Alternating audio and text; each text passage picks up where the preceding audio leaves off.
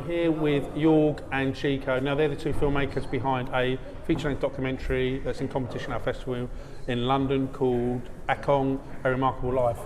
That is correct. Thanks, Steve. This is Jorg. Thank you. Pleasure to Chico, be in the festival. well done and thank you. So, I think Chico, you're going to give me a synopsis of the film. Yes. The 6-year long in the making film. Yeah, absolutely. The film tells the story of Akong Tuku Rinpoche. He's a reincarnate Lama, recognized reincarnate Lama from Tibet. Yeah.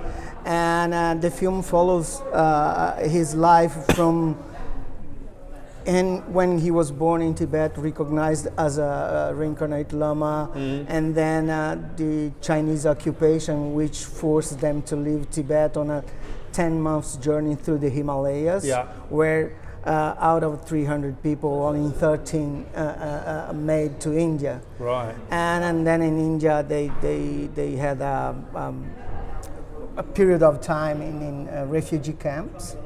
And then they met someone, an English woman called Frida Betty, and she brought them to England. And the rest, the story develops on that. Okay, thank you for that. And what's the have you two known each other a long time? What's your connection? Yeah, we met in London actually. He's a filmmaker and a musician. I'm a filmmaker myself. And a musician and teach as well. Exactly. Now he's a very multi-talented person, and he had that idea in mind. He was actually one of the students of Akong Rinpoche himself. And then he was brewing that idea. He wanted to develop that, so we exchanged some ideas on the possibility of making it happening. But we knew that it would be a very long journey because it's a man that actually produced so many things. His history is so full of stories. And then we thought, well, that's going to be a challenge. So I was obviously very flattered by being invited, Chico, to join the journey and see what we could make out of it. Okay, thank you. And before you, I was telling Chico that I know you sort of said 6 is a long time, but actually I know a documentary took like 25 years to make. So I know that these things can take. But why in particular was it? I know you were talking to the girls, and I was sort of coming in the conversation. Was that purely because of the research required to get the crew over there? I mean, why the time? Well, there were many stages of the pre-production and production process. And one of them was to convince Akong Rinpoche about making a documentary. He didn't want it. He's a man that was always on the background. He doesn't really like the holophons and lights over to him or camera. So it took a year to convince him. But there must have been something you've done eventually to persuade him. What was the? Well, we had the lobby of people that knew him and helped to convince him and say that the film was necessary. In fact, it was necessary because he ended up being killed in China, in Chengdu, in 2013, and. The film now is a memory about all his great work. So, and then throughout the process we had different phases. You know how it is making films. Sometimes you have a budget, sometimes you don't, and then that slowed down the process sometimes. But we are very, very happy and grateful to all the sponsors that came into play. And helped the film, especially our executive producer, Vin Harris, who came with some great ideas to bring money to the production. Money and time is the bane of every filmmaker. Money and time, exactly. Plus we had to travel and we had to make arrangements to travel and make sure that all the components were in place in order for us to actually find the right people. Also searching for archives as well. We went to Switzerland. And other places. We were a crew of three people. Was myself, Jorg, and Jerry McCulloch, which is the cinematographer. And basically everything was between us three, and that takes time. Of course. And is it a 90-minute film? 96, yeah. 96. So somewhere along the line, I assume you two, well, you must have decided, because it's quite a long documentary. It's quite a long documentary, isn't it? So it's getting off for 100 minutes. And what made, I know it's always difficult to edit, you probably had hours and hours of footage you could use, but even so the running time's quite long. I assume you could have made it to a 60-minute or sub 60-minute, but what drove you to keep it at that length? That's a good question. It's always difficult to answer that, but to summarize, I wanted the film to have most of the events that were the very important events in Akong Rinpoche's life, and also most of the things that he did during his life. And that was what made me to actually cut the film to that length. Of course, it could have been shorter. It could have been shorter. I know it's a very difficult thing to do. But according to quite a lot of people who watch it, and I've been asking very frequently whatever we have been showing the film, because we have been showing the film to over 25 countries so far, and we have had a feedback that a lot of the feedback says that time is not a problem really. It's fine actually, the duration. And I suppose if you are asked to make a broadcast length, well, that will change things. That would change. Yeah, that would have to change, of course. Yeah. So can you give us an idea of the rigours of making this film? And now I'm actually talking about shooting the film. You know, in terms of getting the equipment out there, where you have to film. It must be quite tough, of course. I mean, for instance, I know a filmmaker that shot in the Himalayas to make a film, an amazing film actually, a documentary about a retired school teacher that built a house in the Himalayas from the UK, and it's quite incredible. But I know it was quite difficult. Perhaps you can give me an idea of what you. We work with a lot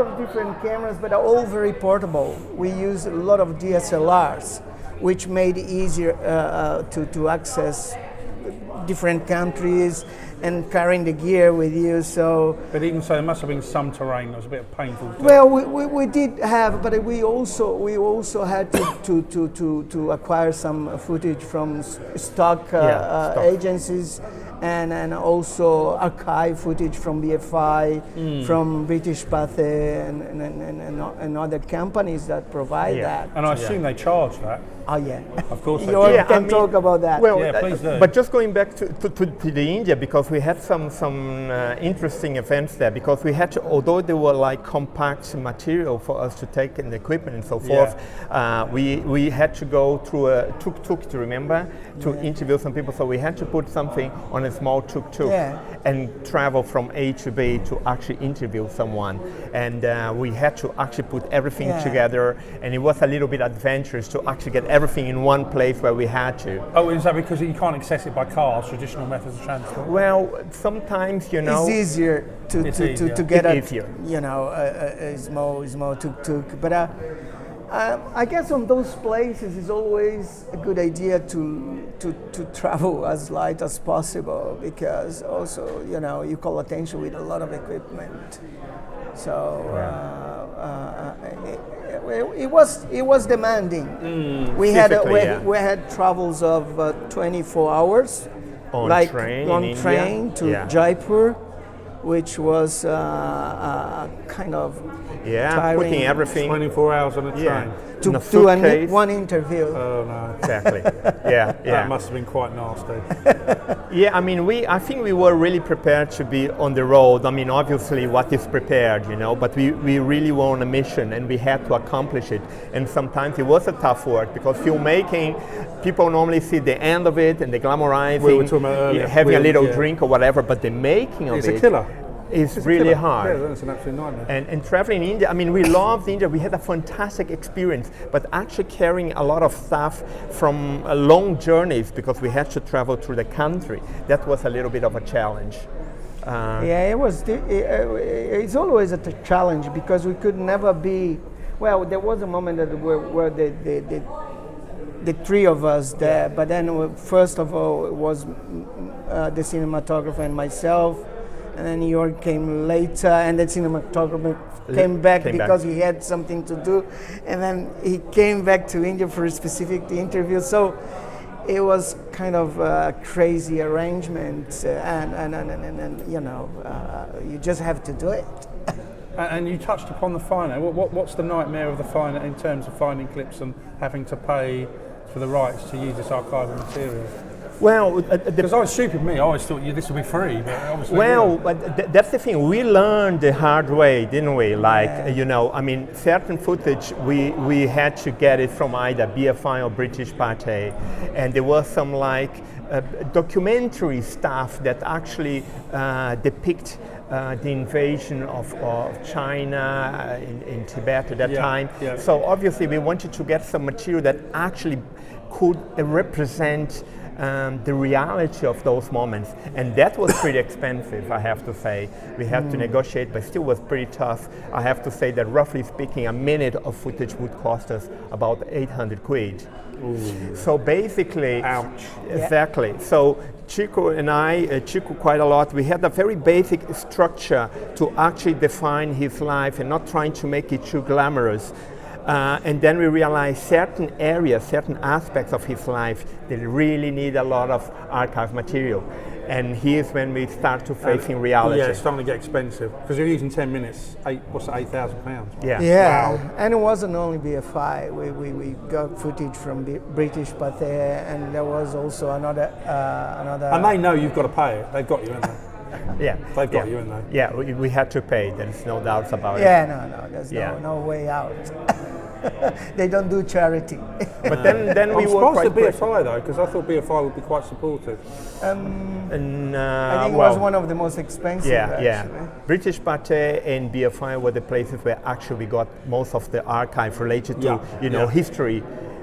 All the other elements, then it was many online stock footage that you can get. And then we learned, apart from loads of friends of ours that actually knew Akong and traveled with him, and they provide us with a lot of information. Oh, okay. And then we start to actually realizing that certain footage, we could take it ourselves to actually make the whole work cheaper from the aspect of relying on archive material. So we actually managed pretty well to actually get what we needed. And then we just rely on BFI and British Pathé on automating the basic what we needed. Well, you could have had to have it. Yeah. We had to make a difference, exactly. Documentary is always tricky, you know, and obviously you have to be extremely organized and you have to know what you need. As I knew all the chapters that I want to build up on the storytelling, and we would look and see what we need in this part of the film, and then from there we would go and try to get the footage needed. Yeah. But obviously there's points where you just can't escape, you've got to use something. Yeah. Certainly, yeah. It's a bummer, isn't it? Yeah. Because, you know, again, it's using a 10-minute scenario here, $8,000, I'm not being funny, would probably go a long way to making a film, you know, not away from that, you know, transport costs, so on and so forth. So you've got to balance all that up, haven't you? Yeah. I mean, we were very lucky. I mean, in the beginning, I think the very 2 or 3 years, we actually financed ourselves, wasn't it? We just like slowly, we were working the same way that Akong used to work in his life. If he had a mission, an objective, he was just going towards it with no money, and slowly he would get what was required.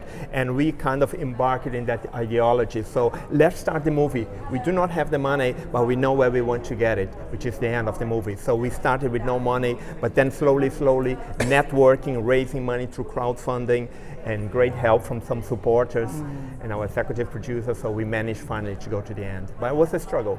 And what's your take on there's no such thing as a finished film, let's say, but you know, what is your take on the film that you have in the can now? This like the final, in inverted commas, version. Are you pretty happy overall with what you've done? I am. You know, you're not convincing me here. Actually, I've got to say. Well, it's always difficult to someone who made a film to say that my film is good. You know, I don't want that. More case of be satisfied. I am. I think the story comes through pretty clear. It's engaging. I think it's engaging. Yeah, it is. I think it communicates pretty well. Now, whether some people like or not is their opinion, but I think the film pretty much communicates the story in a clear manner, has got pace, and I'm pretty satisfied with the job done, actually. Yeah, I would say that. Yeah, certainly as well. And also the legacy that is left, because there is not, as far as I know, there's certain little reportage about Akong, but there wasn't like a major film about his life. And he is one of the pioneers of Tibetan Buddhism in the West. So it really required a film about him, about his journey, and how he actually created the foundation of Tibetan Buddhism here in the UK. How much time did you actually spend with him? With Akong Rinpoche, well, I knew him well before the film. Well, sorry, what I meant is how much time did you spend for the film? Yeah. We had the opportunity to interview him twice. Oh, so you've got to make the most of that. Yeah, that was, and the last time we interviewed him was 2 months before he was killed. My God, so had you left it another 5 or 6 months? Yeah, so... You'd be in serious trouble. Yeah. That was a serious trouble. It was a shock, actually, more than a struggle, really. Well, because you could have started making a film, arranged to interview him, and of course he dies, and then I remember that day Chico actually phoned me. I remember the day Chico phoned me and he said, "York, sit down." And I thought, what? He said, "York, sit down, and we're gonna talk." And then he said, "Listen, that happened. Akong was assassinated." And then we were totally, out of the ground. We didn't know what to do. We thought, and what are we going to be doing now? Everything. We were very confused. But luckily, you did have enough. You had everything you needed. Well, we had a lot of support of people that are pretty close to Akong Rinpoche, and then they more than ever they said the film has got to be made, and that's what made things move and walk faster than it was before. Because he's got an amazing story, and this story had to be told. I mean, from the time I met him for the first time 17 years ago, I knew I wanted to make a film about him. Yeah. So, and it was just a matter of time, and we've got a film now. Yeah, I think you put it very rightly. It's a story that needed to be told. So yeah, and if people have the opportunity to watch the film, not the film in itself, but his story is an amazing story. And I've been told that some TV channels had approached in the past to make a film about him, but they wouldn't be able to go to Tibet because of the whole condition between Tibet and China. And what about that logistically? Did you have any problems? I know your problems logistically there, but actually getting there, did you have any sort of problems? No, we didn't make it to Tibet, actually. We used archive footage from one of Rinpoche's charity, which is Rogpa International. Right, sorry. And we spent a week in Zurich digging all the information, photos and videos. We end up at the end, we end up with a lot of, tons and tons of videos and images and stuff like that. That was really hard to actually find what was the right one. So China, Tibet was covered by people that provided us material. Well, luckily we had all this amazing footage, in fact, really amazing footage which could be used, and we were given permission to use this footage by Rogpa's president, Leo Weiler. And that was a great asset for the film, because that really helps to bring the film into life. And of course, a big problem now is ongoing, as you alluded to, the whole China-Tibet problem is still ongoing, of course, and it's hard to it's hard to know what's going to happen. Who knows? Because China are desperate to take it, of course, aren't they? To some degree, obviously, the film always tried to deviate from that particular aspect. Don't get too involved, because Akong Rinpoche is someone that actually was working in the UK, lived in the UK, but used to go to Tibet quite regularly because he had many charities he was running there. In order to get there, he obviously had to politically negotiate in a very tactful manner with the Chinese. And that was a really, really tough thing for him at times. Don't worry about the noise background, it won't be picked up. No worries. Okay. So I know you guys collaborate. Are you working on something? And obviously, particularly with documentaries, this can be a long process, but is there anything new you're working on? I feel we're working different things at the moment. Yeah. You're not collaborating on anything at the moment? I'm starting a documentary about death. About death? Yeah, and I'm writing a... That's a bit of a dead-end job, sorry. Yeah. Sorry. I like that one. And I'm writing a story for a feature film. Oh, right, a narrative? Yeah. Wow. But that will take some time. And yours? Mine is related to mental health. I'm actually exploring this subject. Of course, yeah. Yeah, documentary, exactly. But I still like early stages, like interviewing people, gathering information, but how the human mind can actually take over your existence in a very radical manner. So I'm pretty intrigued on how we function. Okay, on how we function. Yeah. Thanks. Yeah. Thank you very much for your time. It was great. Thank you.